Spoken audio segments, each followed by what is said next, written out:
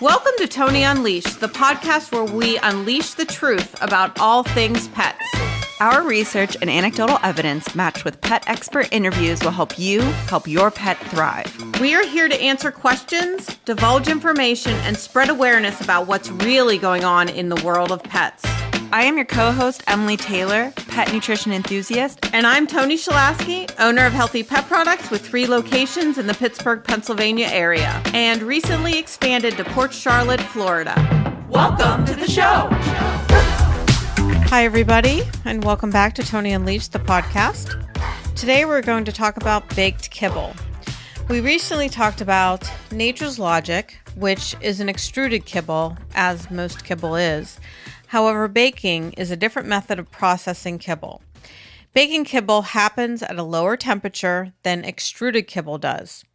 For example, a baked kibble company that we're going to talk with directly next week, Lotus, they bake their food at 500 degrees, but the internal temperature of the kibble remains at about 160 degrees. There's a lot of benefits to this way of processing kibble. Higher amino acid retention, higher vitamin and mineral retention, lower starch load, huge, which is great for yeasty dogs, and low sugar delivery overall. And the analogy I like to use for baked kibble is, years ago we used to boil our vegetables, but then realized that the boiling of vegetables really destroys a lot of the nutrients because of the high heat temperature.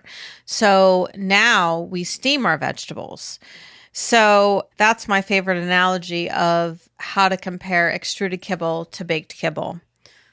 I don't think I've ever heard you say that one. I say it all the time. That's a good one. I like that a lot, actually. That makes a lot of sense. Thanks. So this was like a harder episode, I guess, to write or to think of how to talk about it without taking too much away from our interviewer in our next episode, but still being informational and conversational. So I thought we could ask, or we can talk about, and I was going to ask Toni this, if you could give us a situation where you thought it would be best to switch someone from a traditional extruded kibble diet over to Lotus. Mm-hmm. So honestly, I can't think of a particular situation. I mean, the yeast issue is definitely a hot button when recommending baked kibble. But a lot of times I use the vegetable analogy, and sometimes it resonates with customers. So I really kind of go off of that. Also, on top of the vegetable issue, like the vegetable analogy, is some customers really resonate more with a less processed, cleaner diet.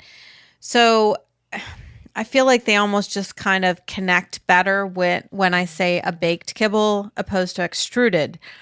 So I think regardless, it's going to help any ailment and basically improve. Even a healthy dog.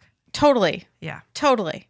Even improving just general skin and coat health, general stool health, everything. I just think it resonates with certain customers, and you feed less because it's more nutrient dense, and a lot of people like that as well. I think one situation that I'm just thinking of right now that we can expand on this is, we have a lot of customers that come in with puppies that they just bought. And they're the breeder that they got the puppy from, or even the shelter, has them on a relatively low quality kibble. And they just know that kind of going into it.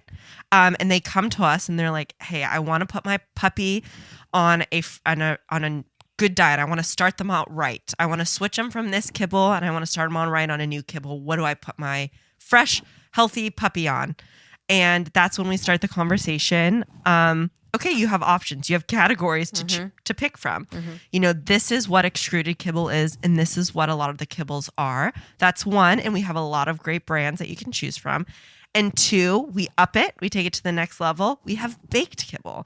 And with a baked kibble, you have cleaner ingredients. You're going to have a little bit more palatability. You're still going to have that nice diversity of proteins and flavors to pick from. And you take it to the next step, disregarding maybe cans and freeze dried, which are a little bit more expensive. You go to raw, and people get a little bit scared of the raw aspect of it, especially with the new puppy. Yeah. So baked kibble is a great place for those already kind of knowledgeable customers who want to elevate their new puppy's diet and start with a really great start. Well, and a lot of times, I mean, when I have the captive audience and an open-minded customer, I always go through those categories because most of us don't realize that there are so many different categories of foods that are options for feeding your pets. So it's important to talk about that with as many people as we can. Yeah. Yeah. And I don't know if we mentioned this or said this, very specifically, and we'll use this a lot more in future episodes because this is a huge target phrase that we use talking about nutrition is nutritionally dense. One small kibble bite piece, yeah, is going to be more nutritionally dense and have more nutritional value to it than a extruded kibble piece. Which also explains why it's more palatable. Right. Yeah. Right. You also have pancreatitis on here for lower fat content. So let's elaborate on that a little bit. And by the way, I can get raw pancreas.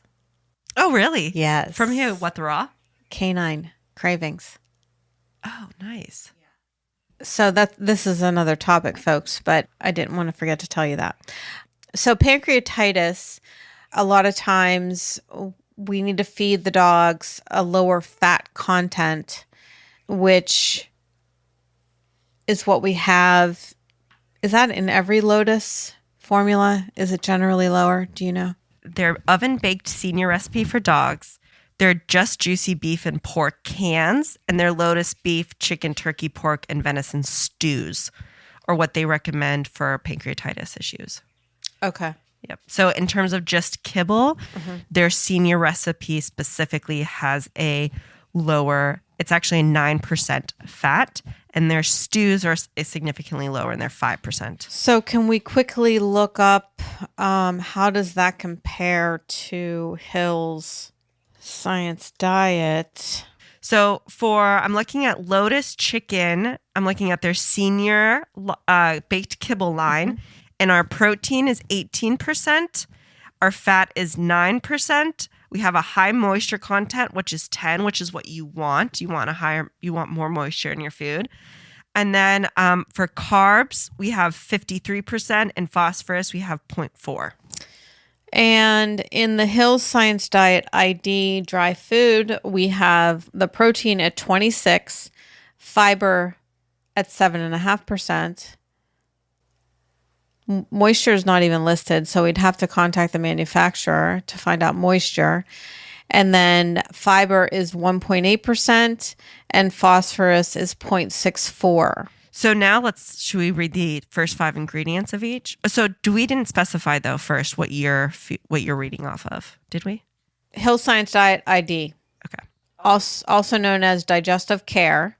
So you started with your guaranteed analysis. So you tell me your first 5 ingredients. My first one is chicken. The second one is rye. The third one is chicken liver. The fourth one is sardine. And then the fifth one is brown rice. Okay. Hill's Science Diet Digestive Care, otherwise known as ID. My first 5 ingredients are brewer's rice, corn gluten meal, chicken byproduct meal, and hydrolyzed chicken flavor.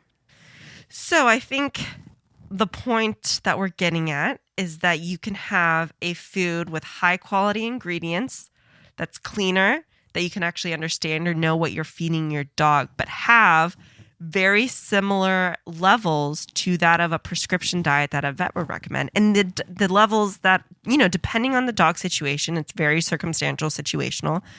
This food might pass. Your vet might say, oh, those levels are fine. That percentage is, you're good to feed that. And so you're feeding a cleaner, healthier food versus corn gluten meal. Right. And essentially, as we've discussed in the past, so ingredients go by weight. Okay, can I just say what number 8 is? Yeah. I just saw it. I have to say it. Are you ready? Yeah. Ground pecan shells. Ground pecan shells. I'm not fucking kidding. 1, 2, 3, 4, 5, 6, 7, 8. My 8th one is brewer's dried yeast. Wow. So I think that another good message here is what we're saying is you have alternatives other than what the vet is recommending. Mm-hmm. So if you are resistant to the foods that your vet wants to feed, but you want to partner with your vet, we have the information for you. There are options out there. You can have a conversation with your vet and say, listen, okay, I get it. I need these certain things in my dog's food, but I don't want to feed the food you're recommending. Right. This is what I want to feed. The frustrating part for me and us, at least a lot of my staff and managers is, we walk out of the vet and we think we have to do exactly what they've told us to do. And that's not always the case. Not to downplay what your vet is saying and not to downplay any education your vet has gotten and the support you're being given by them. But you have a voice, and we encourage you, and a brain, and we encourage you all to speak your voice and do your own research and do what you feel comfortable with, and don't feel like you have to do what the vet is telling you to do. Right. And there are other options than just this as well. I mean, there's so many food options out there. There are, and more every day, honestly. And we are even investigating some new ones that can be alternatives to the prescription diets that are on the market. We already carry one that kind of fits that, Farmina.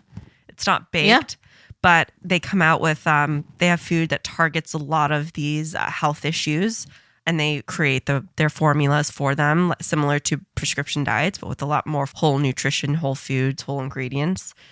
Another kind of baked food we didn't really talk about that kind of hits the category is carnivore. Because they're quick baked and then air dried. Mm-hmm. Mm-hmm. And they don't use any synthetic vitamins and minerals. And they use like a cute little, almost like a cookie mold to bake their kibble. So it looks like a little kibble. Yeah.